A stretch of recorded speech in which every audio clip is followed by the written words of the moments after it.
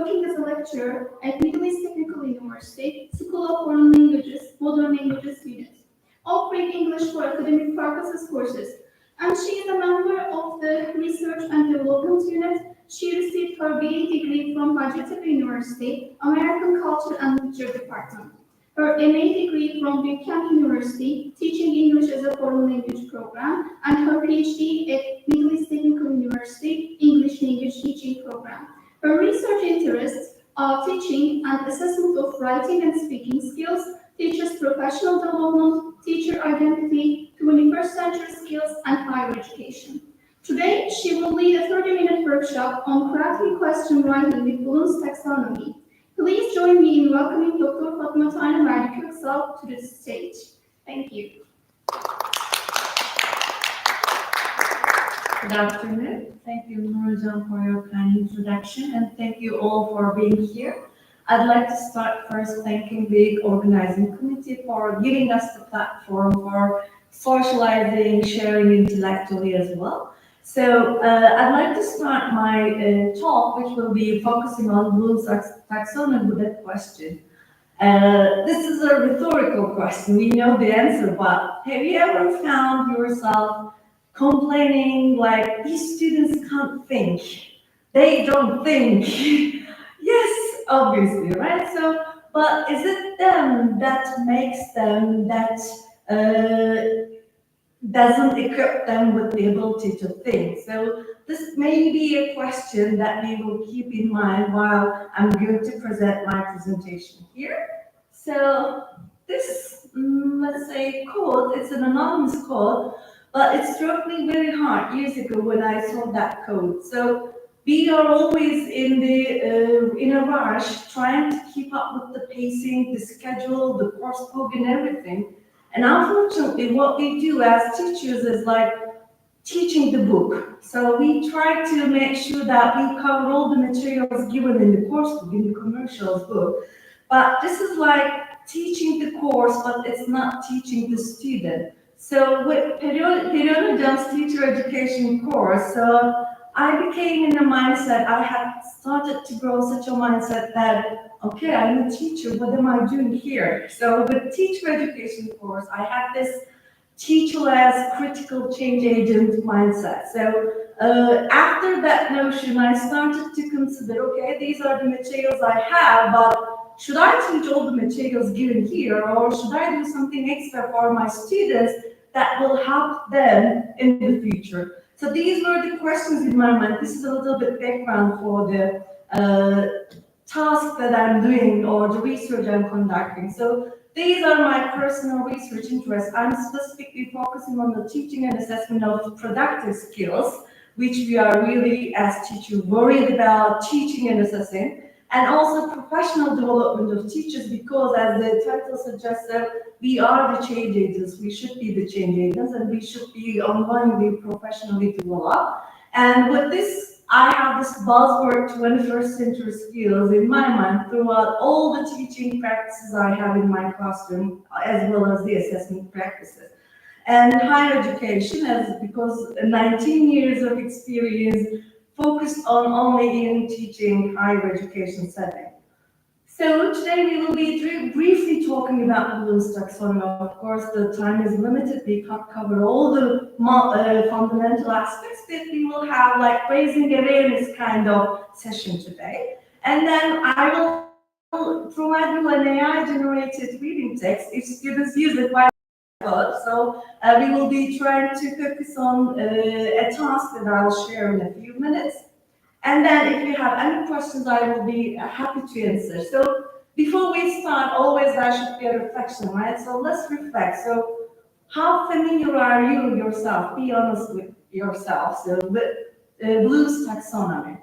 I mean, do you know the basic steps, levels? Why do we have such a framework? I'm not going to get the answers, but please think about it for a while and be honest with you. And again, another important buzzword, 21st century skills. We all know that there is this 21st century skills concept, but what is inside it?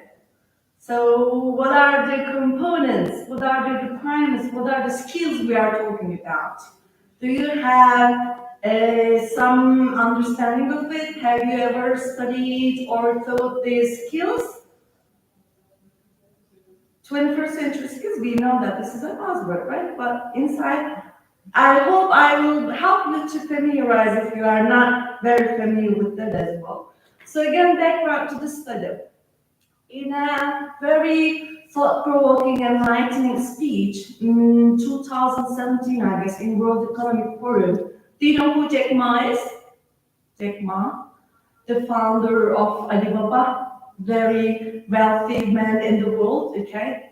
He said something very important. He said that if we continue the way we teach our children in the future, not very soon, not very late, sorry, the students will not be able to compete with robots because the traditional way of teaching does not equip them with the necessary skills to survive in the coming years ahead. So with AI now, it's not too far. So we have to question our way of teaching and our way of assessment as well, so that we can help our students with the necessary skills after education that they have that will enable them to survive in the work job market. So there is this need to change for the curricula, obviously. So we should be fast, okay? So we are falling very behind our time deadline, let's say.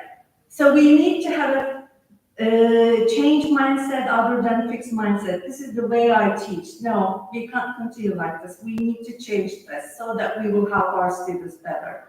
Because we have to question what is the moral purpose of education? Why are we having these students sit in the classroom for hours? Why are they there? Okay, so they should be ready for the near future. The education should help them. And with higher education, we are like the bridge, okay? With like educational academic life to their professional life, it's the bridge. If higher education, my setting I'm talking about, but this also applies for K-12. If we do not have students to survive in their future life, this is a waste of time and life for them. So the education will be a waste of time, unfortunately. And as Jack Ma suggested, so we have to help them to keep up with the time change and compete with the robots. And it's not Jack Ma who says that.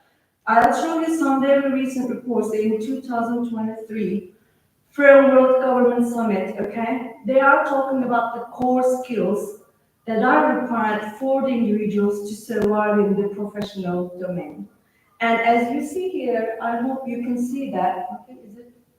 Okay, I don't know where is the laser here, but we have the categories here as you see. We have the cognitive domain, we have the interpersonal domain, self-leadership and digital domains, okay? And in the cognitive domain here, as you see, we have this critical thinking, mental flexibility, communication, problem solutions and everything. Is it that? No, it's not. We have another very recent report again from IBM Institute. In years, they look at the necessary skills that are required from the individuals. Again, as you see, important one, the color-coded categorization is here, but as you see at the top level, we have the analytical thinking, critical thinking, and stuff. So, in our classrooms, if we do not provide the platform for students to think critically, how can they be ready for their future? This is a very serious issue that we are not aware of. We are only trying to cover the pages, answer the questions, and that's it. And it's really sad. So this is like my mission to help everyone try to raise the awareness for our students and teachers as well. And this is the first image I show my students when I have the first introduction session in the first week. I show them these are the necessary skills. Okay, we have 21st century skills, we have learning skills, we have the literacy skills and life skills. Basically, these are the things you should go for. Okay, the academic background, the content, of course, you can learn them, but these are the skills that are required from you when you start working. You should have already acquired them. So make sure that you find ways to practice these skills. And another question is like, okay, we have an image here. Maybe I can ask you before I show you. What do you see here? Raindrops, maybe? Everything that is related to our topic, maybe? Okay, so we can have raindrops of information, let's say, okay, the knowledge. We have information here, but with information, if they are like this in our brain, it will not help us. So what should we do? Okay, we need to connect the information, the knowledge we have in our brain, right? How are we going to do it? Of course, we need to have some guidance with our teachers and with some tasks. And it's not just such kind of storing information that is required nowadays. We have another very important element, which is creativity, right? So we will talk about these elements in the second part of the presentation when we start talking about Bloom's taxonomy. And here I'd like to show you a very interesting video. I got it from Instagram. So the AI works well. According to the accounts you follow, it shows you very nice videos. And this one I was like amazed when I see it because it's very relevant to what I say. So how neurons communicate. Let's take a look at it a little bit for like 1 or 2 minutes of the video. Take a close look at these cultured brain cells. We can clearly see the neuron on the left extending several neurites in order to communicate information. This is how neural networks in our brain are created every time we perform a task and or when we learn something new. There's a number of techniques you can use to boost your brain power and enhance your intelligence if performed regularly. For example, physical exercise improves your brain power by forming new brain cells. It helps in the survival of existing neurons. It also increases the size of your hippocampus, which is associated with your memory and learning. When you stop learning, parts of your brain actually start to shrink. Research shows that lifelong learning will effectively increase your brain power. This means that learning anything new enhances your memory and helps form new brain cells. Different brain training programs can also help. For example, if you're right-handed and you start using your left hand to perform daily tasks, such as brushing your teeth in the morning, you'll stimulate more connections between different areas of your brain. This can make our nerve cells stronger and more resistant to the effects of aging. People who engage in regular mental stimulation are at a significantly less risk of developing dementia than those who aren't mentally active. Great Mindful Monday reminder. Okay, so what I say to my students, brain, use it. Okay, so we have ChatGPT, of course, it can give all the answers that you require, but if you don't use your brain, it will shrink. Okay, and I also showed this video to them. So we need to have these lights, the sparkles in our brain, and there should be connection. Our neurons should communicate so that we can have a very well functioning brain. Okay, so at the cognitive level, we need that as well. So, given this brief background, so why don't you take this moment to reflect again? So, as a teacher, I know that we have some great teachers here. Do you, or how extent, or how often do you consider the cognitive development levels when you are asking questions to your students or design tasks? Sorry, who do? Not many times. Not all the time. So we have all the challenges, of course. I'm not like on this ivory tower, you should do that. So I know all the challenges as teachers we experience. The pacing is one of them, the materials is one of them. But given these challenges, what can we do? So this is the time we are reflecting on. That's why we are here.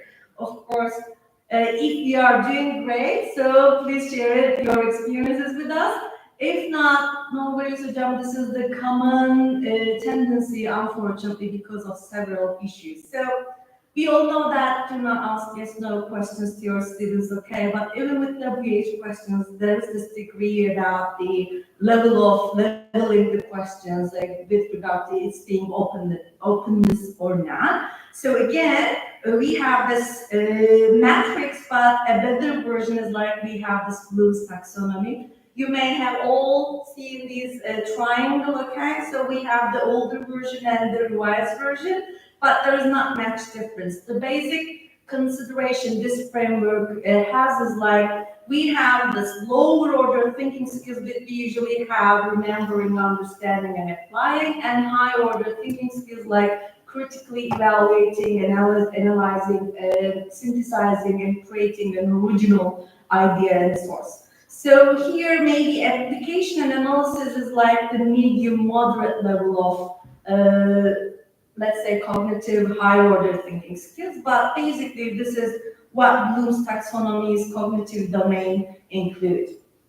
And as I said in my class, not just 21st century skills, I always give the rationale to students, okay? You are doing this task and we are aiming at this level, okay? Your brain will work now, so it's not easy to pinpoint the information from the materials. Let's use our brain. Let's help our neurons communicate, and so we can have a better analysis, synthesis, even create our own original product, as we said. Okay, so this is like a little bit starting with the practice part. I will share this document with you in a QR code, okay? No worries with this. Not yet until I lost you kindly. Okay, as you see here, this is like lower order thinking skills. When you look at knowledge comprehension level, it's especially, for example, when you give a reading text, it's easy for the students to answer these questions because the answer is already there. They can underline it like time, date, place, person, okay? It's easy to find the information there. And remember what Tiberjan mentioned in the morning, so we have this intolerance of ambiguity with teaching especially in novice teachers. We are not very sure about our classroom practices, so we don't like to hear a lot of noise in the classroom because we can't control it, and we need to get the answer key so that we can check whatever the student says is true or false. But when you level up in this Bloom's taxonomy, the answers are like open, so you need to critically evaluate a really sound and considerable, consistent answer in the task you provide. So with application and analysis, now we are going a little bit higher again, but still you can get some ideas from the text, you can find some factual information. But when you go up, synthesis, evaluation, and creativity, it's like neurons communicate with the background information. For example, you ask them, you have watched a video or another text, how is it relevant to the idea that is presented in this paragraph? So they need to make the connection, they need to be able to identify the similarities and differences. Or you can even ask them to transfer the available information to their real life or another setting. So, and also you can ask them to create another new original idea or source or whatever project you want to ask them to do. So as you, the time issues and everything is difficult, controlling, assessing, evaluating. Maybe this is the reason, because in Turkish setting we have this multi aiming at the lower levels, and because we don't have much time that we can allocate for these higher order thinking skills. But is it so? We can just skip maybe some parts, some mechanical drills, for the sake of giving them the opportunity to think in another way. So this is really important, and it is us that teachers should make the students, should help the students acquire these skills and be equipped with the skills that can help them survive in the future. The ChatGPT AI can create great synthesis, great analysis. For example, while writing my literature review for my dissertation, I asked it, okay, these are the key headings for my literature review. Okay, can you provide me an evaluative summary of the points presented in this literature review, let's say? And I wanted to check that whether my connection, my neurons communication was great or correct. And I was happy to see that there was a great analysis there. So with this AI having that level of cognitive domain skills and everything, our poor students can only focusing on WH questions with date, time, and stuff. So is it fair, really, to help them to survive in such a setting? So this is a task I kindly request you to work on. I have a handout as well. Nurujan, could you? Okay. I have a reading text, and for our online participants, if we have any, You can just scan the QR code here. This text is AI generated. I asked my dear friend ChatGPT to generate this reading text for us, which is like a very brief information about 21st century skills as well. So we have one stone, two birds like. Okay, so could you please take a look at the reading text very quickly? I'm not going to ask you to answer the questions, but you may have an understanding of the text that we can use. And then, could you please take time to look at the questions, and at least you can identify this is a higher order thinking skills and lower order thinking skills. Maybe 4 minutes, you can do it on your own.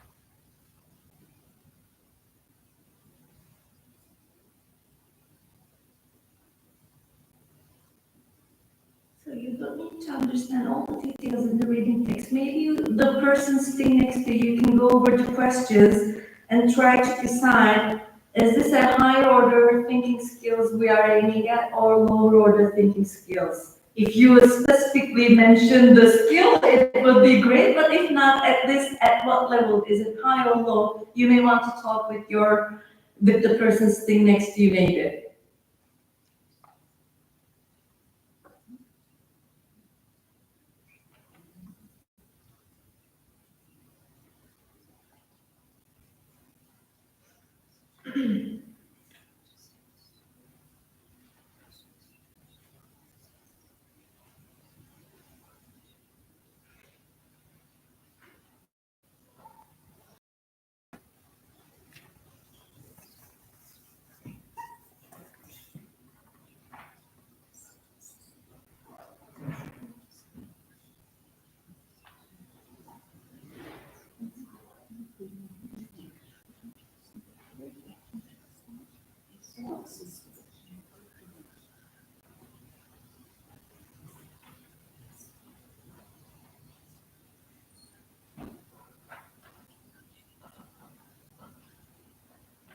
Tip for you, if you can find the answer easily in the text, this is most probably a lower order thinking skill.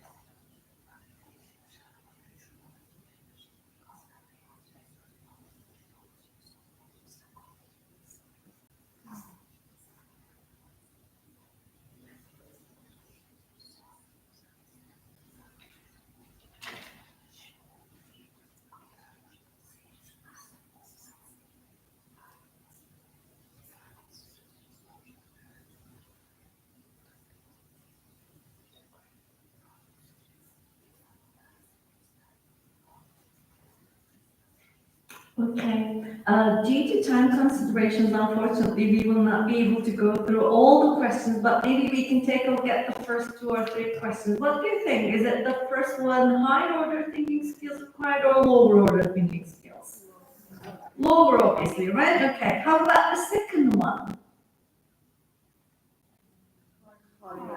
Transferring the information to another setting, it's like higher order, right? Okay. The third one, so there is this tip inside the question, so it's obviously evaluation, right? Yes, yes, hocalarım. Obviously, you have the keyword here, answer key, but you don't need the answer key because I will share the document with you if you want. Okay. As you look at the answers here, okay, who showed Samantha how to use a computer? Do students really need to think about the answer? I mean, is there a cognitive processing going on in the brain? Obviously not, right? Okay, look at the second one, okay? Another examples of 21st century skills that Samantha learned about. Can we find the information in the text?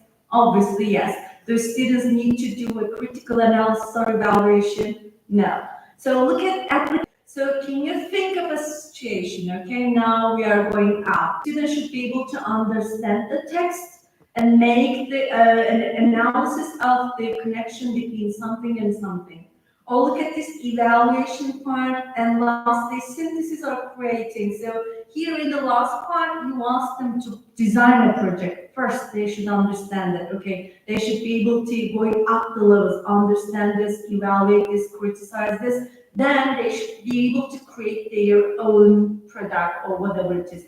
And consider your time experiences. We usually include paperwork as like, okay, now let's check your answers. But it's like 1A, 2B, and now we thought that we have this communicative approach in the class. Is it really a communication going on there? Unfortunately, no. But when you look at this higher order thinking skills, they really need to understand something and they should relate it to other information they have in their brain, and they need to incorporate some level of creativity as well. So there's this mainly better way of incorporating their own views, ideas, perceptions, and everything. And I'm lucky that in our department, in the modern languages department, with regard to writing and speaking assessment, we have such kind of tasks. So I am amazed with how our students come up with their ideas. They can do it if we teach them how to do it. So again, so there are some extra questions here. When we look at this in the last part, again, we have the creation as well. As I told, because of time considerations, I would love to see your questions, hear your questions for each level, but we don't have time for that, unfortunately. So let's wrap it up. Okay. We need to teach the curriculum, of course, but if curriculum does not answer the needs of students, we should take a step back and think for the future of our students, for our education system, for our country as well. So what is required from them in the future? So that, as you see here, if we have such a mindset, we can be the change agent in our own setting, for our students' lives, for our country and everything. Please, you can scan this QR code again. There are great ideas with regard to Bloom's taxonomy, especially for English language teaching students. I highly recommend you to go over this document. You can just Google effective questioning and classroom talk. There's like 12 pages document provided by a college, but it is a great document that you can benefit from it. I can also share you the document as well. So these are my references. I'm not an expert in the field, but if you have any questions and if I can answer, I'll be happy. Or if you have any questions, I'd like to hear your comments. So thank you for listening to me. Do you have any questions or comments? No questions? Okay then, thank you.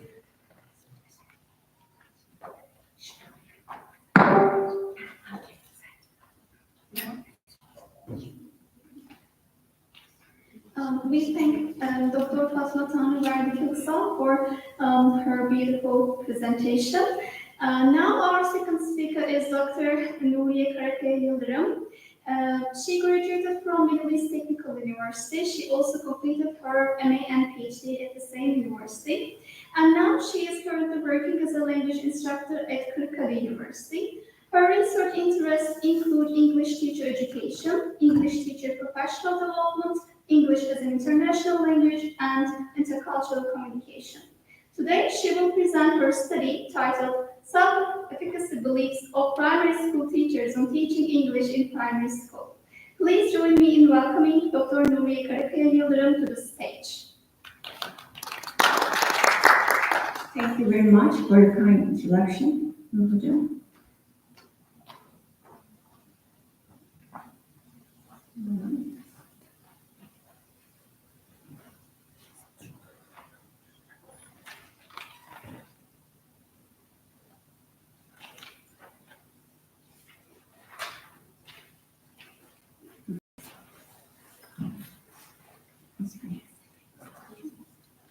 I found this finally.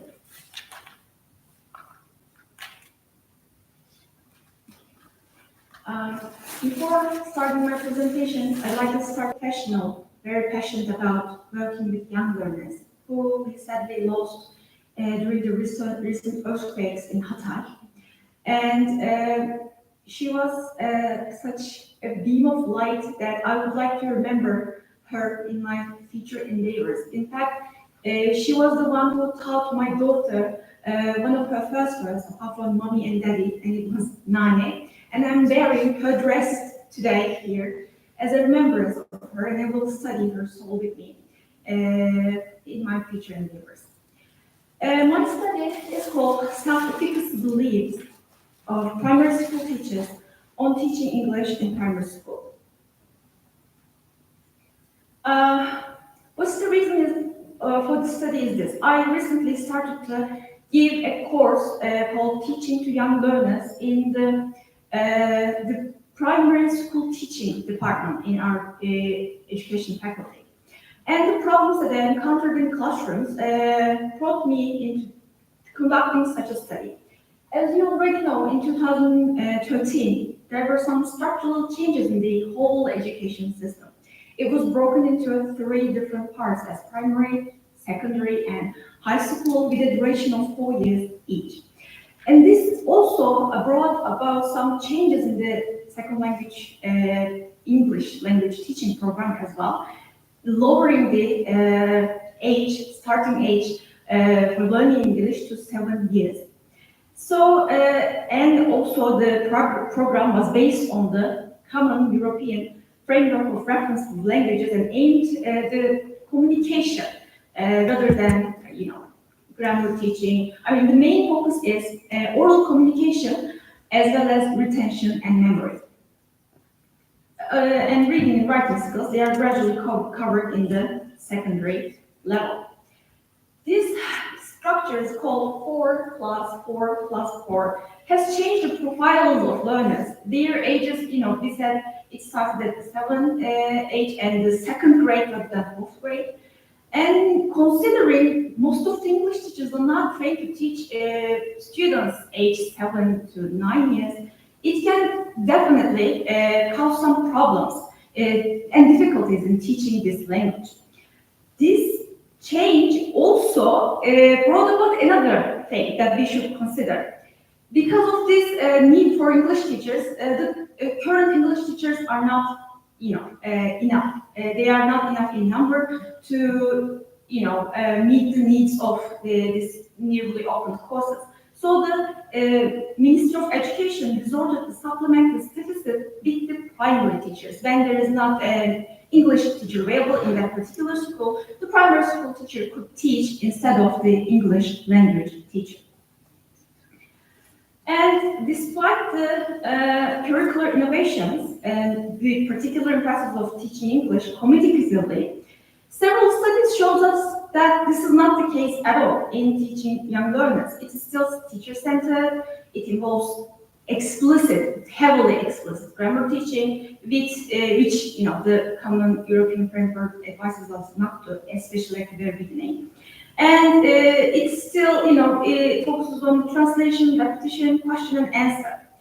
So while the situation as it is, we should also look at the self-efficacy beliefs of the primary school teachers because their English proficiency is not necessarily high, and they also don't know how to teach English. They don't know the methodology well enough, comprehensible enough. And there's another thing in the literature. There's an agreement that the self-efficacy beliefs are context dependent. So the primary teacher can be they believe themselves very efficient, but they are in a new situation, new course, even a new textbook requires some adjustments in the self-efficacy beliefs of teachers. So this radical reform, it is worth investigating their self-efficacy beliefs when it comes to their English language teaching in primary school, especially young learners. Self-efficacy, let's just define this concept. It is a concept underpinned by Bandura's social cognitive theory, and it is the person's beliefs to oneself, to their capacity to exert actions which is necessitated by the profession or the task, let's just say. And it is very important because it is the force that helps us combat with the difficulties when we experience while doing the job. And in the literature, we see that teachers with low self-efficacy levels, they tend to criticize learners if there is a problem, if there is a learning failure. They make less effort to find materials, and they generally use teacher-centered methods. But the teachers with high levels of self-efficacy, we see that their self-efficacy is linked to student achievement, and they are more committed to their work. They effectively manage their classroom, and there are less undesired behaviors in those teachers' classes. They spend more time and effort finding materials and creating materials, and they are inclined to help the students with learning difficulties more than the teachers with low levels of self-efficacy. Because the teachers generally, with the ones with the low self-efficacy, they don't want to apply the methods that they think they exceed their levels. So they stick to the very basic ones, and they cannot experiment with the methods. So let's just look at the studies that looks at the primary school teachers' beliefs of themselves in teaching English. Güven and Çakır's 2012 study showed that, of course, the department is the determinant factor here. The teachers who graduated from the faculties of English language teaching, English literature, and English translation departments, they have higher levels of self-efficacy from other departments, even though the departments, the language of instructions were English in those departments. So the main concept here is that maybe not literature or translation, but English language teaching, they know how to teach this. So it is a very important variable. But more important than that, the teachers' English language proficiencies, they are really, really important in determining their self-efficacy beliefs. Aksoy and Bozdoğan's 2019 study investigated 148 primary school teachers, and let's look at their proficiency levels. Their A1 proficiency, even A1 proficiency level is not enough. Their reading self-efficacy is below 50%. It shows that half of the teachers don't believe themselves in reading. And when it comes to speaking and listening skills, it is like 19 or 20%. So out of 100 teachers, 80% thinks that they are not enough to teach that course. This shows us something. This is a very important finding. Kıvanç and Selvi's 2022 very recent study with 9 English teachers and 9 primary teachers showed that the problems that they encountered. The problems the primary school teachers encountered, it is based on their language proficiency and not knowing methods and techniques to teach English. And again, another study, Blue's 2017 study, found that the teachers generally use traditional PPP model, which is very different from the intended radical changes of 2012 English language teaching program.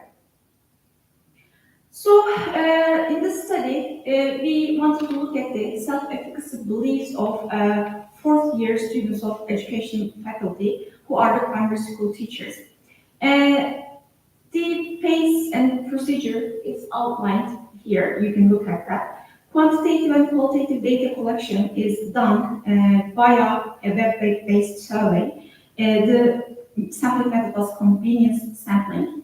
Quantitative data analysis includes frequencies, means, standard deviations, t-tests, and ANOVA. Qualitative data analysis included inductive content analysis, and we integrated quantitative and qualitative data and interpreted the results accordingly. The data collection tools were adapted from the study of Laverin, Foucault, Road, Scooby study, and my survey also included 5 open-ended questions as well, which ask several questions to teachers about how they believe they will be effective in teaching English when they start working, because they are pre-service teachers. Okay, the participants were 43 fourth-year teacher candidates in the education faculty at the public university in the 2023 and 24 academic year, and the survey was given them through Google Forms, and the participation was, of course, voluntary. These are the demographic characteristics of the students. Only 7 of them were male, and the age range, most of them are age of 22. When we look at their English levels, based on the general English language test assessment by Cambridge, the majority is in the A2 level. Out of 25 questions, generally they gave correct answers to 7 or 9 questions. Only 2 students were, one of them was between the level of B1 and B2, one of them was between the level of A2 and B1. But apart from that, they were all A2 level, and this was only a grammatical test. When it comes to the speaking, listening, and other skills, the situation is far worse. Based on the normality test, the data was normally distributed, and also, I think it is not here, but the reliability of the scale was also acceptable. There are 3 different concepts in this self-efficacy beliefs survey: linguistic competence, intercultural competence, and subject didactic competence, which is the pedagogy, the teaching competence, actually. We see some sample items for the linguistic competence, like I have no problems communicating in English, I use English frequently in my daily life, I have no problem giving instructions in English in class. This was the most problematic item, one of the most problematic items. They have difficulty in giving instructions. For the intercultural competence, the sample items, you can look at that on the board. And the sample items for the subject didactic competence. There were 23 items, more or less.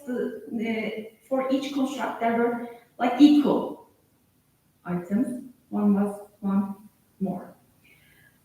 The mean of the overall scale of the teacher efficacy was 3.575, and among these 3 constructs, intercultural competence had the highest mean, which is 3.570. But teaching competence and linguistic competence, they were about 2.7. They were very low compared to the intercultural competence. And we looked at the further paired t-test to see if this difference in needs significantly relevant. And yes, it was. The main difference between linguistic competence and intercultural competence was significant, and the difference between intercultural and teaching also significant. However, there was not a significant difference between linguistic competence and teaching competence, which were both of them were quite low. And there was not also a significant difference in the subject didactic competence, English linguistic competence, and intercultural competence based on age, gender of the participants as well. When we look at the qualitative data, which is in progress, by the way, I couldn't finalize this part yet, these quotes emerged. The problems in English language proficiency, the difficulties are centered like problems in the proficiency, future students' negative attitudes, and some students, they were 30 in number, they thought that they would have no problems in future teaching English, and some of them stated material preparation as the difficulties of teaching English. When we look at the proficiency, pronunciation, grammar, even instructions, and these are the main themes, sub-themes under this one. What these teachers need is this. They need in-service training or help from more experienced teachers in the field, but most importantly, they all demanded help for material development and material. Not only development, but the actual materials itself. I would like to read some of those, the problems in English language proficiency, especially the last one. Since I'm not a field teacher, I don't think I can teach the course with the required competence. I think it's a mistake to expect me to teach the course that an English teacher takes 4 years in one semester, and one course only. Just as no teacher can teach primary reading and writing, I believe the same applies to teaching English. Maybe most of my classmates are, more familiar to English. For them, the difficulty may be somewhat less. But for those whose English levels are not necessarily high, it will be quite difficult. It is also a mystery how we can convey to students when we don't know it by ourselves.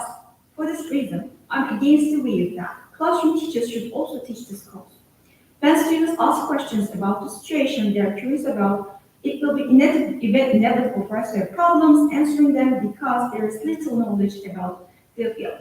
So not only about the field, but they have very fundamental problems with the language proficiency itself. The students, but I'm trying to convey the course, the medium of instruction, I'm trying to make it in English, but we have several problems. So after giving the main points, I have to explain them in Turkish. I have to give some handouts in Turkish to the classroom. Otherwise, they are lost. They are completely lost. They cannot even follow the courses as we expect them to do.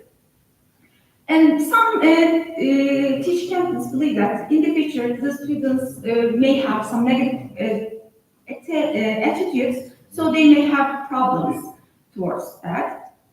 And we also talked about the needs. They need materials and they need in-service training and help from English teachers.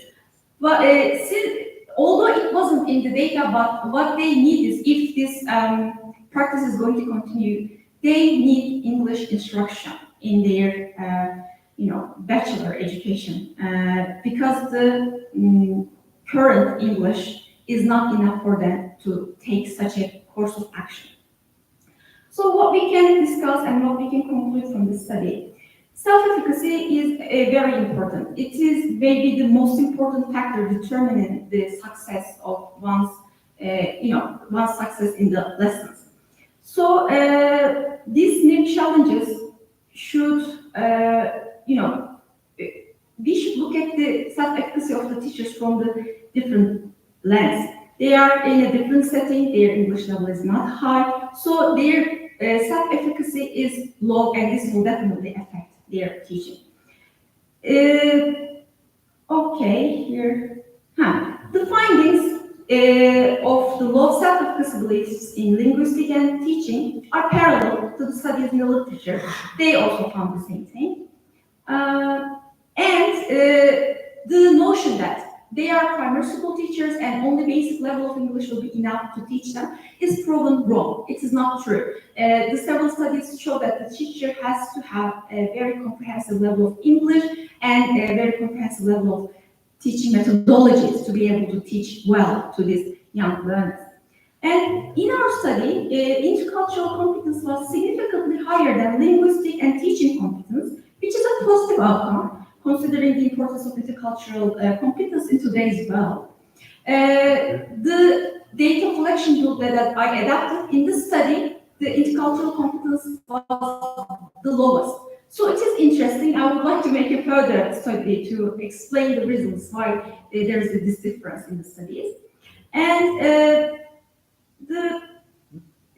the problem that the teachers in their study, subject teachers had high self-efficacy in terms of teaching English.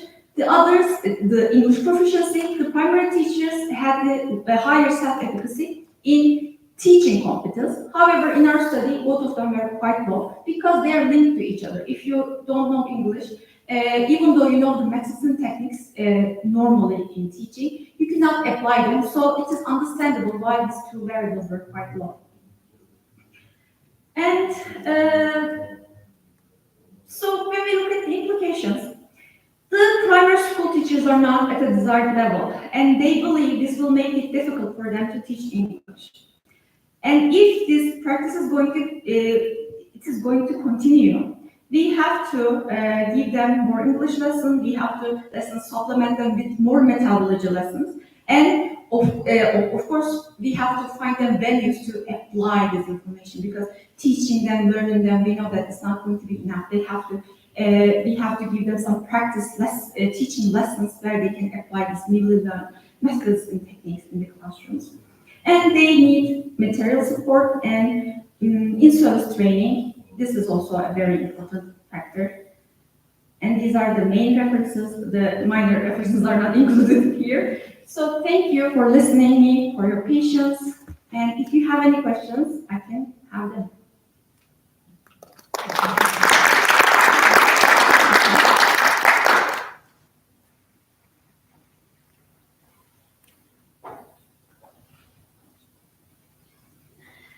We thank our speaker, Dr. Nuriye Karakaya-Yıldırım, for her presentation, and thank you for sharing your research with us.